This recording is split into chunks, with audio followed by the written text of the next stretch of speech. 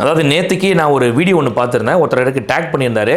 அதில் என்னென்னா ஒரு சகோதரி என்னோட வீடியோவை போட்டு அந்த வீடியோவில் வந்து அவங்க ரியாக்ட் பண்ணியிருக்காங்க. என்னன்னாக்கா, அதாவது ஒரு வாய் இருக்குது மைக் இருக்குது அப்படின்றதுக்காக நீங்கள் என்ன வேணால் பேசிடுவீங்களா அப்படின்னாங்க. பொண்டாட்டி நாய் மாதிரி குலைக்க வச்சு டிஆர்பிக்காக நீ ப்ரோமோவில் போடுறேன், செருப்பு கழட்டி கோபியை அடிச்சிருப்பேன். சொல்றது புரியுதா இல்லையா? வாய் இருக்கு மைக் கொடுக்குறாங்க, நீ எது வேணா பேசலாம்னு பேசக்கூடாது. அது ஒரு ஷோ, அவர் இப்படிதான் அவர் நடத்திட்டு வராருன்னு எல்லாருக்குமே தெரியும். உங்க ஒய்ஃப் எதுக்கு அதுக்கு போகணும், அதுல எதுக்கு கொலைக்கணும், இதெல்லாம் இந்த மாதிரி கட் பண்ணி கட் போடுவாங்க, டிஆர்பிக்காக பண்ணுவாங்கன்னு எல்லாருக்குமே தெரியும். உனக்கு இது பிடிக்கல அப்படின்னா உன் பொண்டாட்டிய ஷோக்கே அனுப்பக்கூடாது. அங்கே யதார்த்தமா ரெண்டு பக்கம் பேசினாங்க, அதை கட் பண்ணி எது டிஆர்பிக்காக போடுறாங்களோ அவங்க போடதான் செய்வாங்க. நிறைய ஷோ அட்டன் பண்ணிருக்காங்க, நிறைய பேருக்கு தெரியும் இது இப்படிதான் நடக்குதுன்னு. இதுல நீயா நான் கோபியை போய் திட்டுறதுல ஒண்ணுமே இல்லைங்க. இப்போ நம்ம பொண்டாட்டி வந்து இப்படி பண்ணக்கூடாது தெரிஞ்சா கேமராக்கு முன்னாடி நடக்கிற ஒரு ஷோக்கு நீங்க அனுப்பவே கூடாது. அதனால யாரா இருந்தாலும் எவனா இருந்தாலும் கேட்க முடியாது, யார் வேணா என்ன வேணா பேசிடலான்னு செருப்பால் அடிக்கணும், இதெல்லாம் வந்து பேசுறது தவறுதலா இருக்கு. ஸோ யாரை பேசணுன்றது யோசிச்சு பேசுங்க. மைக் அடிச்சவொடனே எது வேணா பேசணும்னு பேசாதீங்க. அது ஒரு ஷோவா மட்டும் பாருங்க. பிடிக்கலன்னா உங்க வீட்டுல இருந்து யாரையும் அனுப்பாதீங்க. அனுப்பிட்டு இது அப்படி கட் பண்ணி போட்டான், இப்படி கட் பண்ணி போட்டான், இப்படி பேசுறான் அப்படி பேசுறான்னு பேசுறது ரொம்ப தவறானது. அப்படி என்ன பேசுறேன்னாக்கா, கோபிநாத்தை செருப்பால் அடிப்பேன் அப்படின்னு சொல்லிட்டு சொன்னேன். என்ன காரணத்துக்காக சொன்னேன்னாக்கா, என் வீட்டு பெண்களை இந்த மாதிரி கேலி கூத்தாக்கியிருக்கே, இந்த நீயா நானால அந்த டாக் ஷோ இருக்கு இல்லையா, அதில் நாய் மாதிரி குலைக்க வச்சு கேலி கூத்தாக்கியிருக்கே, இன்கேஸ் என் மனைவி நீ அங்கே உட்கார வச்சு அந்த மாதிரி பண்ணியிருந்தாக்கா உன்னை செருப்பு கழட்டி அடிச்சிருக்க மாட்டேனா அப்படின்னு சொன்னேன் இல்லையா. அதுக்காக வாய் இருக்கு மைக் இருக்குன்றதுக்காக என்ன வேணா பேசிடுவீங்களா அப்படின்னு சகோதரி கொஞ்சம் கொந்தளிச்சாங்க. சரி அப்படியே நம்ம விட்டு கடந்து போயிருப்போம். நம்ம இருந்தாலும் சரி இதுக்கெல்லாம் யார் ரிப்ளை பண்ணிட்டு போறா அப்படின்னு நினைச்சிடக்கூடாதுல்ல. அதுக்காக அவங்க புரிஞ்சுக்கணும் எதுக்காக நான் சொன்னேன், என்னோட உணர்வு என்ன அப்படின்றத அவங்க தெரிஞ்சுக்கணும்ன்றதுக்காக தான் இந்த பதிவை நான் போடுறேன். அவங்க கேட்குறாங்க பாருங்க, உன் பொண்டாட்டி அந்த மாதிரி இடங்களுக்கெல்லாம் போனா இந்த மாதிரி டிஆர்பிக்காக பண்ணுவாங்கன்னு தெரிஞ்சு நீ எதுக்காக அனுப்புற அப்படின்னு சொல்லிட்டு கேட்குறாங்க. ஒரு ஷோவா மட்டும் பாருங்க. பிடிக்கலன்னா உங்க வீட்டுல இருந்து யாரையும் அனுப்பாதீங்க. அனுப்பிட்டு இது அப்படி கட் பண்ணி போட்டான், இப்படி கட் பண்ணி போட்டான், இப்படி பேசுறான் அப்படி பேசுறான்னு பேசுறது ரொம்ப தவறானது. ஆமா, நாங்க தான் வந்து இந்தம்மா தலைவாரிக்கோ, இந்த பூ வச்சுக்கோ, பொட்டு வச்சுக்கோ, நாய் மாதிரி குலைக்கிறதுக்கெல்லாம் ரிஹர்சல் பண்ணிட்டியா அப்படின்னு கேட்டு அனுப்புறோமா நாங்க. முதல்ல இப்படி பேசுறதுக்கு உனக்கு முதல்ல வெக்கமா இல்லையா தங்கச்சி? நான் கேட்குறேன். அதாவது ஒரு ஷோக்கு வர வச்சு, அதாவது டிபேட் அப்படின்னாக்கா அவங்க தரப்பு நியாயத்தை சொல்லுவாங்க, எதிர் தரப்புல இருக்க நியாயத்தை சொல்லுவாங்க. நடுவர்னு ஒருத்தர் ஹோஸ்ட்ன்ற ஒரு எதுக்கு இருக்காருன்னா ரெண்டு தரப்புலையும் வச்சுட்டு இதுதாங்க சரி இதுதாங்க தவறுன்னு சொல்றதுக்கு இருக்காரு. அந்த ஷோ முழுக்க ஒன் சைடா பயாஸ்டா போயிட்டு இருந்துச்சு அப்படின்னு சொல்லிட்டு சொல்றேன். ஈவன் நான் கூட பார்த்தீங்கன்னாக்கா இந்த பக்கம், அதாவது திருநாய்க்கல் வேணாம் அப்படின்னு சொல்லக்கூடிய தரப்புல தான் எனக்கு ஒரு ஆதரவும் அங்கே தான் இருக்கு. இருந்தாலுமே கூட பார்த்தீங்கன்னா அந்த டாக் லவர்ஸை ஒன் சைடா கார்னர் பண்ற மாதிரி பண்ணிட்டு இருந்தாப்புல அவரு. அந்த ஷோல நடந்த விஷயத்தை பத்தியோ அங்க பேசின கருத்துக்களை பத்தியோ அதுக்குள்ள நான் போக விரும்பல. அதுல நடந்த ஒரே ஒரு இன்சிடென்ட், அதாவது இவங்க டிஆர்பிக்காக நாய் மாதிரி குலைக்க வைக்கிறாங்க இல்லையா, அங்க என்ன நடந்திருக்கு என்ன நடந்துச்சு அப்படின்றத போனவங்க சொன்னாங்களே, அதையாவது கேட்டியாமா நீ? நீயா நானா ஷோல போய் கலந்துக்கிட்டதை வச்சு நிறைய பேர் ட்ரால் பண்றீங்க, நிறைய அபியூசிவ் நிறைய வேர்ட்ஸ் நீங்க யூஸ் பண்றீங்க.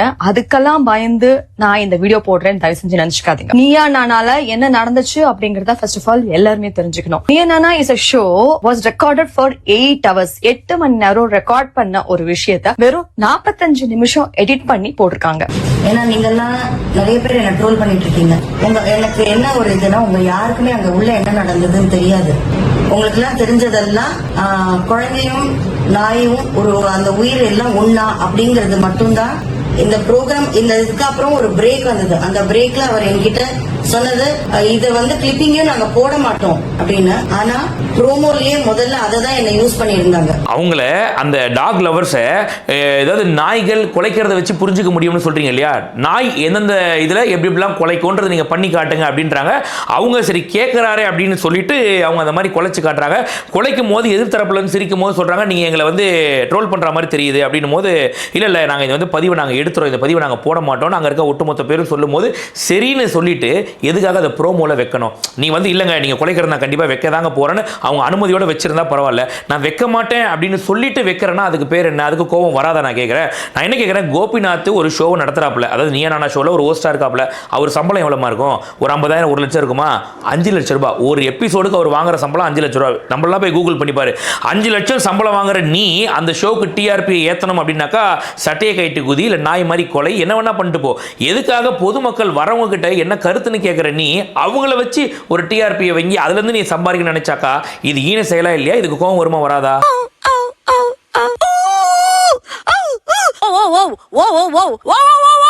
சும்மா கிடையாதுமா.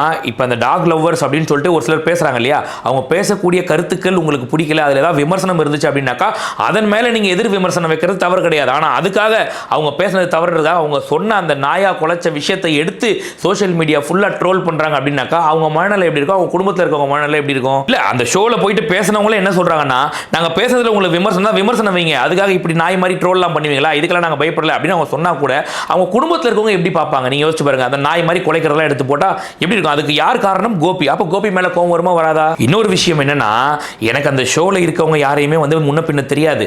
அந்த ஷோவில் இருக்க ஒருத்தங்களை என் குடும்பத்தில் இருக்க ஒருத்தங்களை நான் பார்க்கும்போது எனக்கு அந்த இடத்துல ஒரு கோவம் வந்துச்சு. எனக்கு அந்த ஷோவில் என் மனைவி போய் உட்காந்து என் மனைவியை குலைக்க வச்சா தான் நான் கோபிநாத் செருப்பால் அடிப்பேன்னு கிடையாது. நான் என்ன பேசுறேன் அப்படின்றத புரிதலே இல்லாம ஒரு ஃபோன் இருக்கு, கேமரா இருக்கு, ரியாக்ஷன் வீடியோ போட்டா வியூஸ் வரும் அப்படின்றதுக்காக நீ ஒரு வீடியோ போடுற இல்லையா, உன்னைய கொண்டு போய் அந்த ஷோவில் உட்கார வச்சு நாய் மாதிரி குலைக்க வச்சிருந்தா உனக்காகவும் அங்கே நான் கோபிநாத்தை செருப்பால் அடிப்பேன்னு சொல்லியிருப்பேன். அதே மாதிரி சொன்னேன், ஏதோ ஒரு மைக்கு கிடைச்சிருச்சு, வாய் இருக்கு அப்படின்றதுக்காக இஷ்டத்துக்கும் பேசுறீங்க அப்படின்னு சொல்றேன். நான் இன்னைக்கு நேற்று மைக்கு பிடிக்கலாமா, பல வருஷமா மைக்கை பிடிச்சி பல மேடைகளில் நான் பேசியிருக்கேன். அதனால மைக்கு எனக்கு புதுசு கிடையாது.